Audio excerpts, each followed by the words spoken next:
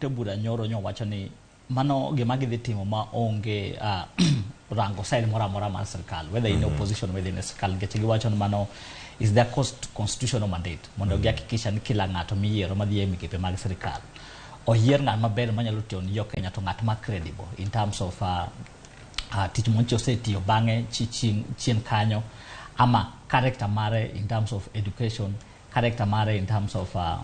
kakancho act himself or herself with respect to public funds kanyo to nwango kore yudo no wadwa neno ka benyo gimanyo giwacho no bende dir nikech non ka jo mang'eny mobedo fronted kacha ma kawuono dhi e pietho maka ok gin jo maoko ko ng'eny gi gin jo mosebedo e sirkal kaka Alice Wahome gini, Alfred Mutua gini, to na Alfred Mutua at some point then and government spokesperson kore yudo no magi jo as much as gin jo ma obedo selected mondo join gini 90% or 60% of them gin jo siasa. Kora kianto od bura dhi deal nadi kod weche mag jo siasa nikech nwang'o ka initially ka kwadogo chien kacha 2013 sirkand ni kanen maro Uhuru ne giwacho jo magiyiere sirkal ok giyier jo siasa, to gidwa mondo siasa otimang'o mondo tim siasa, to koro magichako giyiero jo siasa ochako dogo obedo e cabinet gidhi timo nang'o nikech nwang'o ka jo siasa gi ng'en gima gito endelea koro nwang'o